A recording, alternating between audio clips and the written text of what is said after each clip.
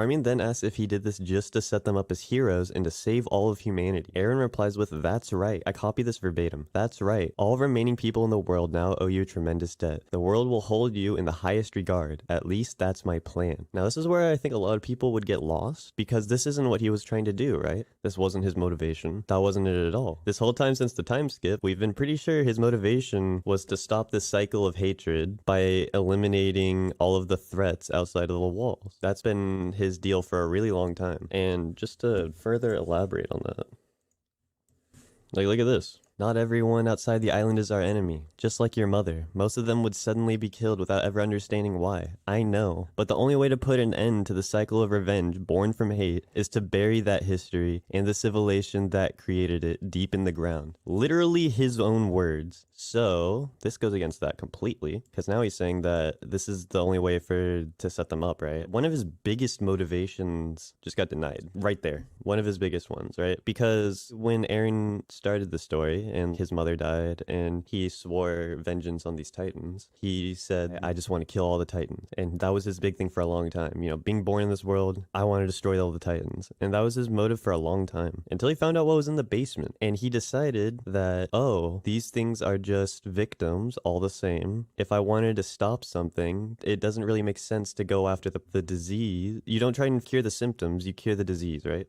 So the disease would obviously be all these people on the other side of the ocean who were sending waves of titans at them using scorched earth tactics in order to bleed them out. That makes perfect sense, right? So his idea would be that if you were to remove everyone doing all that shit, they could just live happily. Now, does that equate in genocide? Yes. Am I okay with that? Only a little bit, and for like a certain reason. I don't really care about an ending involving genocide or not. What I care about is Eren's character remaining intact. What I cared about was his motivations remaining true to him, and for him to not really just become a hypocrite. That was kind of what I was really wanting from him. Basically, if Eren grew up and because of all the shit that happened to him, he turned into this like bad person that wanted to just fucking kill the whole world. That's understandable, right? Because we saw him grow up into this person. We saw all the choices build up on top of each other, which led to him becoming this like cold individual who might make that choice, right? Whether it's good or not, that doesn't even matter. It's just him as a person having his own agenda and then following it. But instead, that was all just a persona.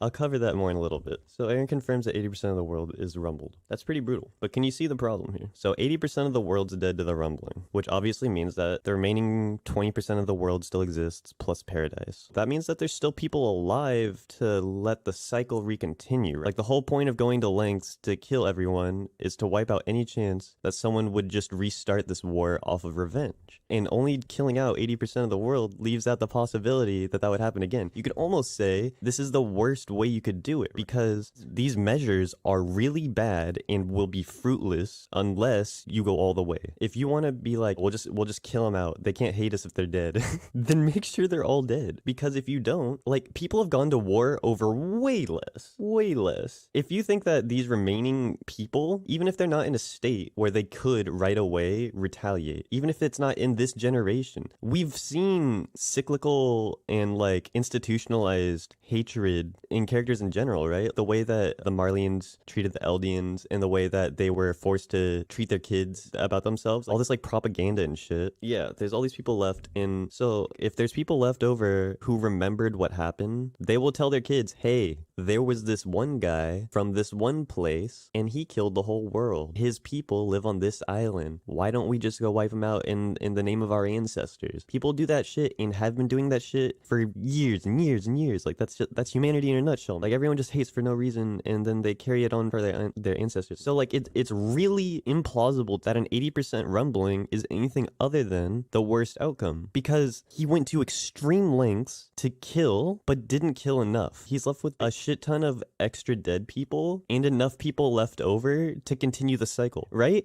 So he didn't even accomplish his goal. He just murdered a lot of people. Pointless murder, it becomes pointless now that the cycle is enabled again, or the cycle has the ability to be enabled again, that makes the whole thing pointless. Because you could have just gone a different way about it. You could have just had your people killed off. You could have gone with Zeke's plan, but you didn't. Like, his goal was to save his boys, and sure, he put them in a better place of power afterwards, like in a good place to get set up, but you're setting up the overlying theme of cyclical hatred is still there and glaring at you, and it won't go away. I think that's like really kind of gross. Eren's entire motivation for doing this changed instantly, and then his goal just died in front of him. Moving on. And so he mentions the founder Ymir.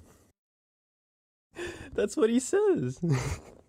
Ymir choosing Mikasa was what led to the end result. Everything was only for the sake of reaching this end result. All I did was to follow this path. This is what he said verbatim. Armin replies with, so that was the future you saw at the medal awards ceremony. Eren replies with, Armin, my thoughts have become incoherent. The influence that the founder's powers bring about have no past or future. They all exist at the same time. Alright, that's kind of crazy, right? That's so crazy that it retroactively affects the rest of the story. You can't just do shit like that. Like,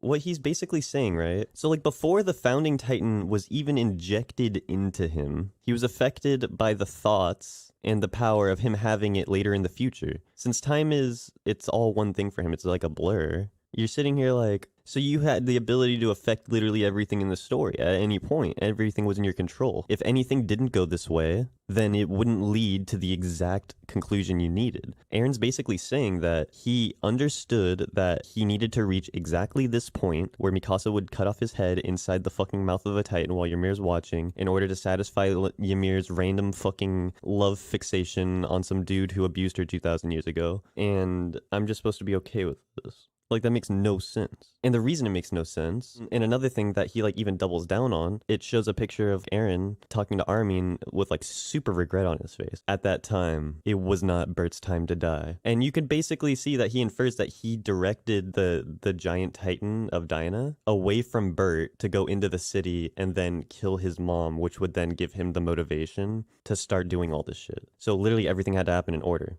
So he had to kill his own mom, by the way. But, like, the biggest thing about this is that it retroactively shits on a lot of the story. Because if he knew everything all along, why didn't he do stuff differently? That's the part that, like, makes it the worst, is that you introduce later on that he knew what was going to happen, and he was following a route that was dedicated to getting to this point, and yet he didn't even take the best route possible. In case you're wondering, like, what could he have done differently? Well, here's something. Yeah, actually, I'll get into that in a bit.